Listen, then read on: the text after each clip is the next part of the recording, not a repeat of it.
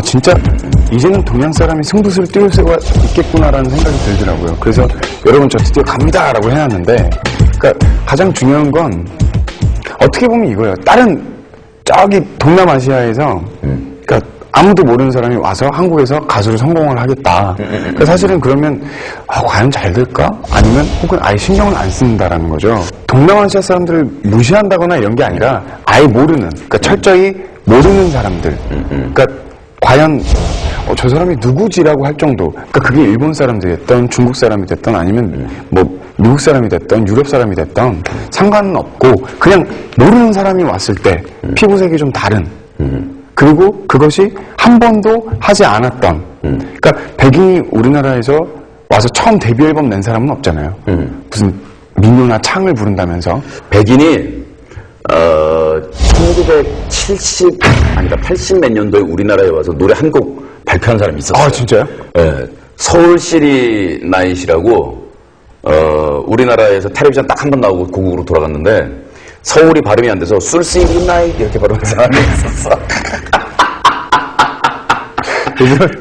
그래서 저는 뭐냐면 좀 완벽해지자. 완벽한데 그래 어쨌든 사실은 그것도 제가 여러분 가겠습니다 이래놓은 걸 그때 이 타임즈나 이제 뉴욕 타임즈에서 막 대대적으로 언론에 이제 나간 거예요. 아시아에서 매직 핏이라는 별명을 가진 자가 드디어 앨범을 내는데 기대할 만하고 이 에이시아는 성공할 것이다. 그랬더니 막 또 아시아의 언론들은 막 마치 성공한 것처럼 이렇게 포장을 해낸 거죠.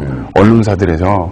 근데 이제 저는 아직 데뷔 앨범도 안 나갔고 제가 미국에서 활동하는 것도 아닌데 마치 성공한 듯하게 이렇게 포장이 막 된 거예요. 그래서 제가 그때도 아닙니다. 아직 도전하는 그런 단계고 ING고 도전과 이런 욕심을 좀 버려야 될 것 같아요 라고 말씀드렸던 건 너무 힘이 들어요. 이 나이에, 물론, 형도 계시지만, 아니. 지금 27에, 막, 다른 제2, 그러니까, 언어를 배워야 되고, 그러니까, 그쪽에 맞는 또 언어를, 그러니까, 언어의 스타일이 또 있잖아요. 그러니까, 한국말을 하면, 한국말을 하는데 이런 스타일이 있고, 예의가 있고, 그쪽 말을 하면 막, 뭐, 까불거나 아니면 그런 예의가 있는 거고. 그렇게 하고 또 음악도 그쪽에 맞추다 보니, 그러니까 좀, 문화 차이가 좀 너무 심하게 나는 거죠. 근데 지금 어느 정도 공부를 하고 계속 맞춰가고 있는데, 그러니까 이런 도전들이 저한테는 성공이면 또 사람들이 박수를 쳐주겠지만, 또 만약에 실패를 한다면 큰 비평과 뭔가 혹평이 따르겠죠. 근데 저는 그게 무섭진 않아요. 그게 무섭진 않은데 제 자신이 나중에 내가 그때 조금만 더 열심히 하면 됐을걸. 막 이런 후회가 남을까봐, 이런 찌꺼기들이 남을까봐, 그게 굉장히 걱정돼. 그럼 전 되게 잠이 안 오거든요. 힘드냐고 물어본 거는, BC의 스타일상, 사람들 앞에 나가서 죽어라 하고 뒤에서 고생하고 노력해가지고 짠! 하고 보여주는 거는 즐기는 타입이라도 사람들이 나 아니면 자기 팬 붙잡고 나 지금 힘들어. 죽을 것 같아. 이게 얼마나 힘든지 아니? 이게 쉬워 보이지? 뒤에서 얼마나 돌아버린지 아니? 이런 거 말 못하는 세팅으로 돼 있잖아 지금. 그쵸. 네. 세팅 자체가. 그쵸. 뭔가 그냥 쟤는 다 해야 될 것 같고 쟤는 그냥 무조건 해야 될 것 같고 뭔가 이제 시상식이나 아니면 여러 가지 쇼도 마찬가지예요. 그러니까 쟤는 시키면 다 할 것 같고, 쟤는, 그러니까, 뭐든지 잘하고 싶었어요, 정말. 그러니까 어렸을 때, 왜 남한테 밀리지 않게, 그러니까, 저희가 늘 하는 얘기로, 그래서 뭐든지 잘하고 뭐든지 열심히 했는데 그것이 오히려 독이 돼버린 거죠. 이젠 진짜 그 모든 것 중에 하나라도 못하면 저한테 독인 게죠. 그래서, 제가 저걸 못하네? 이렇게 되면 제가 굉장히 앙금이 남는 거예요. 그리고 제 주위 사람들한테도 나 힘들어. 아니면 팬들에게도 저 힘들어요 할 수가 없는 게 이제는 제가 힘들다 그러면 모든 사람들이 다 저만 쳐다보고 있는데 힘든다는 말을 못 하겠는 거죠. 그러니까 왠지 한 가정에 딸들과 아들이 한 60명쯤 되는 그런 아버지가 된 것 같은 그런 느낌인 거예요. 그러니까 굉장히 내가 힘들다고 하면 제 와이프, 그러니까 뭐 와이프는 없지만, 그러니까 제 와이프와 제 밑에 있는 자식들이 다 힘들어질 것 같은 거예요. 그러니까 그래서 저는 힘든 티를 내고 싶지 않은 것이고, 그러니까 그 마음가짐이 그 정신적으로는 사실 굉장히 스트레스거든요, 그게.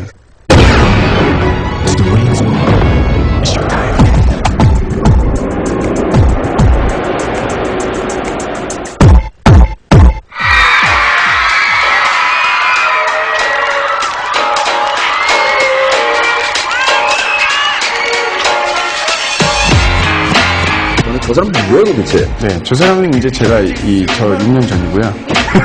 뭐예요 지금? 지금까지 차이가 뭐야? 얼굴에 살이 붙은 거예요?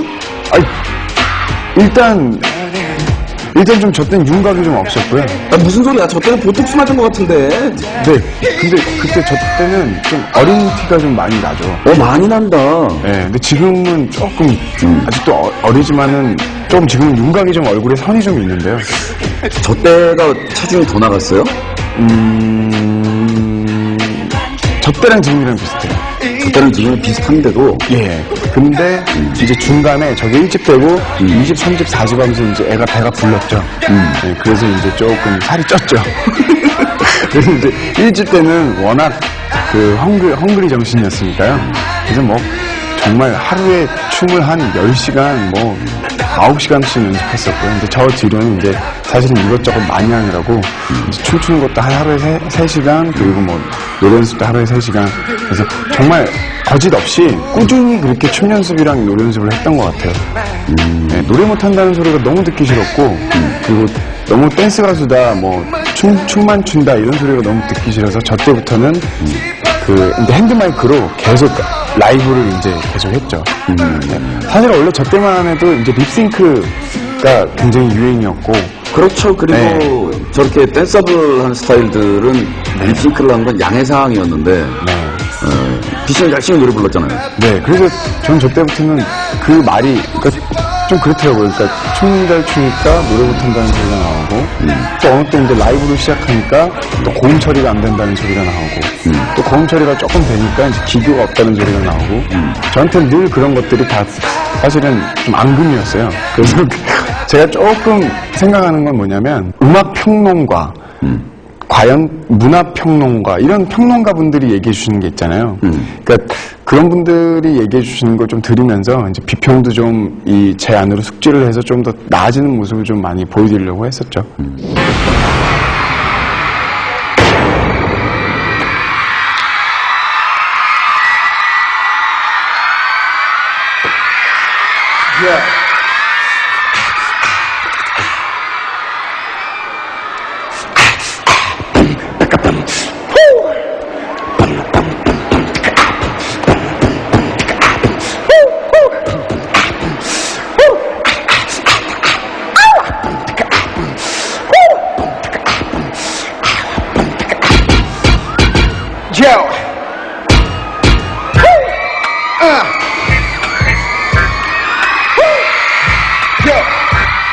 저 포스 하며 저 참 매력있다 하고 반했던 게 언제냐면, 내가 유명해진 중이라고 노래할 때, 그 노래. 그 표정과 그 가사와 그 빈정됨과 그 포스가 너무 재밌어가지고, 정말로 거짓말인 것 같지가 않다.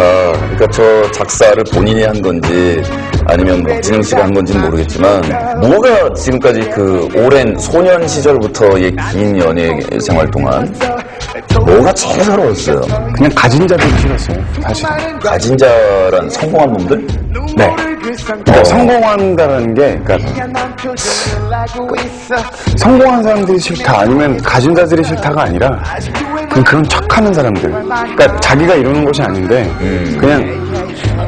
그냥 정말 주위 환경이 좋아서, 그러니까 아무 노력 없이 정말 잘된 사람들이 있잖아요.